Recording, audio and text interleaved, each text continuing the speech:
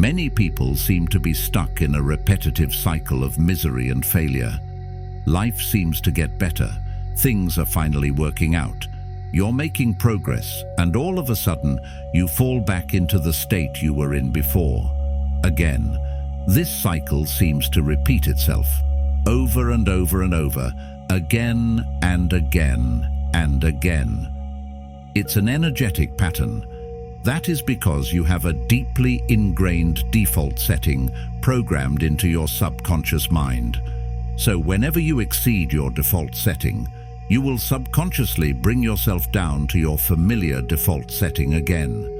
It is a limit of how good life can get for you, a limit for how much success you can have, a limit for how much money you can have, etc. If your default setting is having minus $200 in your bank account at the end of the month, and if for some reason you now have plus $300 in your account at the end of the month, your subconscious mind will make you take certain actions to get that bank account balance back down to minus $200. It brings you back to whatever is familiar to you.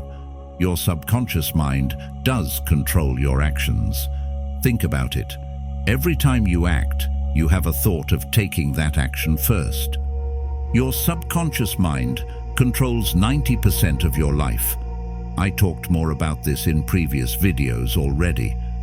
Our subconscious mind finds comfort in familiarity, even if what is familiar is not actually comfortable at all. So therefore it gravitates towards the familiar conditions and circumstances.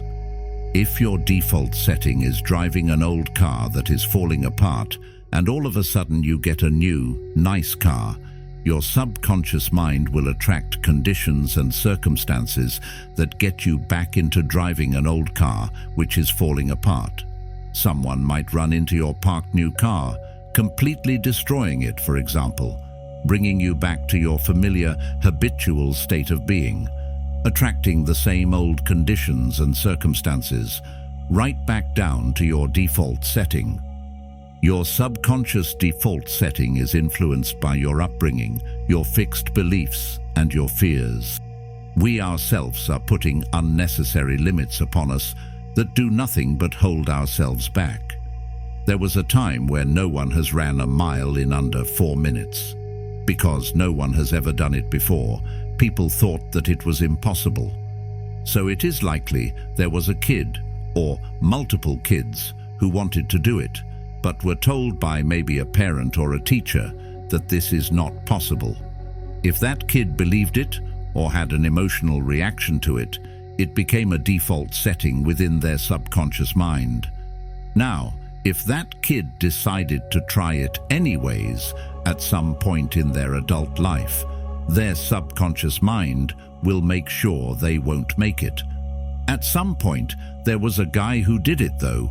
He did not put this limit upon himself. He did not let the limits of other people become his own, did not let others decide what was possible or not possible for him to achieve, and therefore he achieved what was perceived as humanly impossible by the majority of society. And after he did, all of a sudden a bunch of people were also able to run a mile in under 4 minutes. Why? The guy who did it first broke the limit. It has shifted. The fake barrier has raised. He proved that it was in fact possible, and therefore others shifted their beliefs as well. Other people have now started to perceive it as possible. Do not let the things outside of you control your inside. Do not react emotionally. Guard your subconscious mind. Don't let anyone have power over you. Every time you react to something or someone emotionally, you let them influence you, therefore letting them have power over you. Whatever goes on the inside mirrors itself into the outside. It is not the other way around.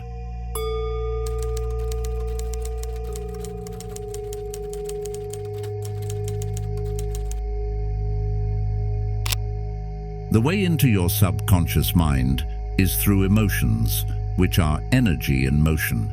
If you feel something to be true, it becomes a fixed belief in your subconscious mind. Repetition can also get you to that point. If you are repetitively told that you are stupid on a continuous basis, how long will it take until you actually believe that or feel a corresponding emotion? You will eventually. The first step of breaking this cycle is to actually become conscious and aware of it. Most people live their life completely unconscious of it, therefore staying trapped within this cycle. Become an observer. Notice when things suddenly get worse again. Notice what happens that throws you back to where you were. Do you start to worry? Do you start to doubt? Whatever it is, observe and notice it. There is your energetic pattern. Break it. Break it by responding differently this time. Hold your awareness on the elevated energy field of your achievement. Stay in that energy field.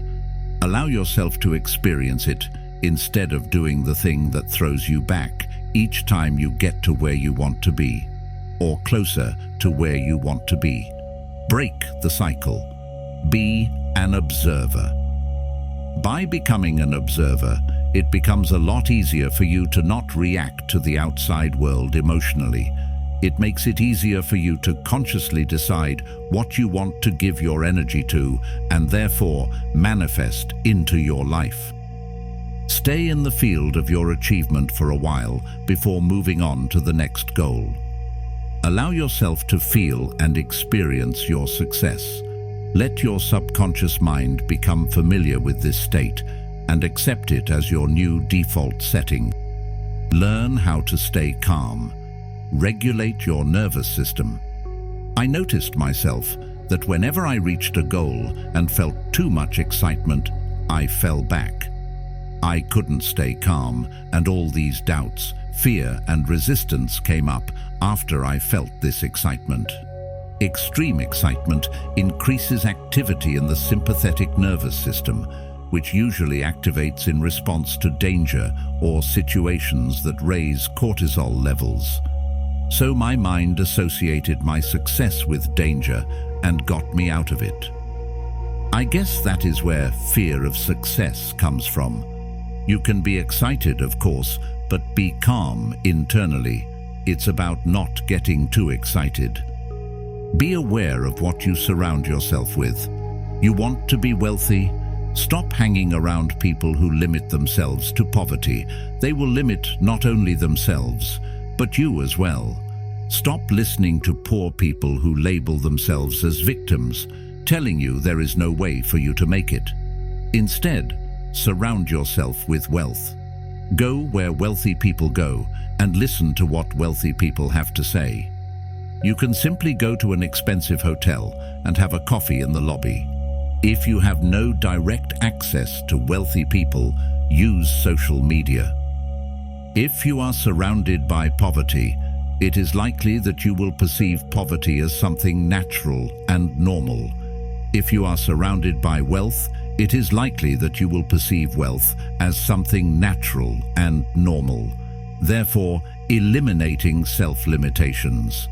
If someone else did it, you can do it too.